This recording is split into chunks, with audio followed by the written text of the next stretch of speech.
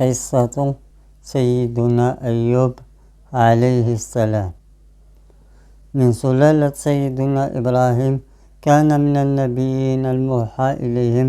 كان أيوب ذا مال وأولاد كثيرين، ولكن الله ابتلاه في هذا كله فزال عنه، وابتلى في جسده بأنواع البلاء، واستمر مرضه 18 عاما.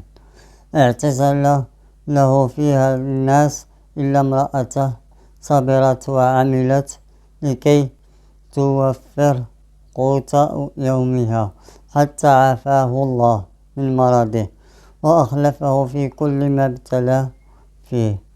ولذلك يضرب المثل بأيوب في صبره وفي بلائه. روي أن الله يحتاج يوم القيامة بأيوب عليه السلام على أهل البلاء. سيرته ضربت الأمثال بصبر هذا النبي العظيم، فكلما ابتلى إنسانا ابتلاء عظيما أوصاه بأن يصبر كصبر أيوب عليه السلام. وقد أثنى الله تبارك وتعالى على عبده أيوب في محكم كتابه: إنا وجدناه صابرا نعم العبد إنه أواب. والأوبة هي العودة إلى الله تعالى، وقد كان أيوب دائما العودة إلى الله بالذكر والشكر والصبر، وكان صبره سبب نجاته وسر ثناء الله عليه. والقرآن يسكت عن النوع مرضه فلا يحدد، وقد نسجت الأساطير عديدة من الحكايات حول مرض أيوب. كثرت الروايات والأساطير التي نسجت حول مرض أيوب، ودخلت الإسرائيليات في كثير من هذه الروايات، ونذكر هنا أشهرها: أن أيوب عليه السلام كان ذات مال وولد كثير، ففقد ماله وولده وابتلي في جسده، فلبث في بلائه 13 سنة، فرفضه القريب والبعيد إلا زوجته ورجلين من إخوانه، وكانت زوجته تخدم الناس بالأجر لتحضر لأيوب الطعام، ثم إن الناس توقفوا عن استخدامها لعلهم أنها امرأة أيوب، خوفا أن ينالهم من بلائه وتعديهم بمخالطته. فلما لم تجد أحدا يستخدمها، باعت لبعض بنات الأشراف إحدى ضفيراتها بطعام طيب كثير، فأتت به أيوب فقال: من أين لك هذا؟ وأنكره، فقالت: خدمت به أناس، فلما كان الغداء لم تجد أحدا، فباعت الضفيرة لأخرى بطعام فأتت به فأنكره أيضا، وحلف أن لا يأكله حتى تخبره من أين لها هذا الطعام. فكشفت عن رأسها خمارها، فلما رأى رأسها محلوقا قال في دعائه: ربي إني مسني الضر وأنت أرحم الراحمين. وحلف أن يضربها 100 صوتة إذا شفي. وقيل أن حلفه بضربها كان لأنها أخبرته أنها لقيت طبيبا في الطريق عرض أن يداوي أيوب إذا رضي أن يقول: أنت شفيتي بعد علاجه. فعرف أيوب أن هذا الطبيب هو إبليس، فغضب وحلف أن يضربها 100 ضربة. أما ما كان من أمر صاحبي أيوب، كان يغدوان إليه ويروحان، فقال أحدهما للآخر: لقد أذنب أيوب ذنبا عظيما، وإلا لكشف عنه هذا البلاء.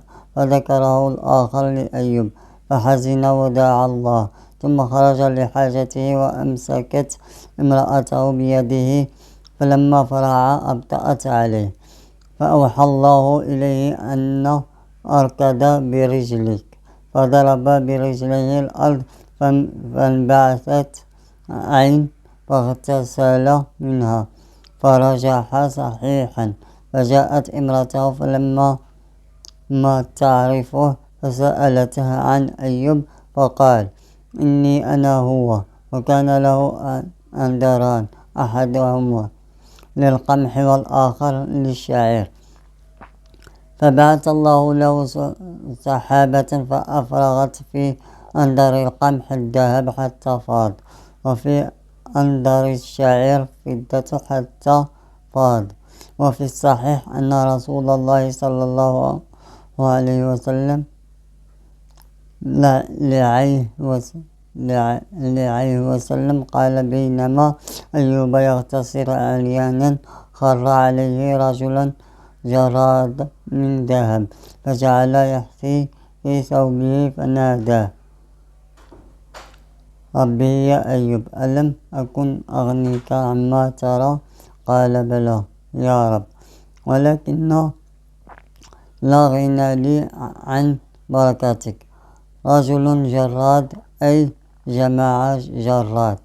فلما عوفي أمره الله أن يأخذ أرجون في 100 شمراخ فيضربها ضربة واحدة لكي لا يحنث في قسمه، وبذلك يكون قد بر في قسمه. ثم جزى الله عز وجل أيوب عليه السلام على صبره بأن آتى أهله، فقيل أحياهم الله بأعيانهم، وقيل أجره في من سلف وعوض عنهم في الدنيا بدلهم، وجمع له شمله بكلهم في الدار الآخرة. وذكر بعض العلماء أن الله رد على امرأته شبابها حتى ولدت له 26 ولدا ذكرا.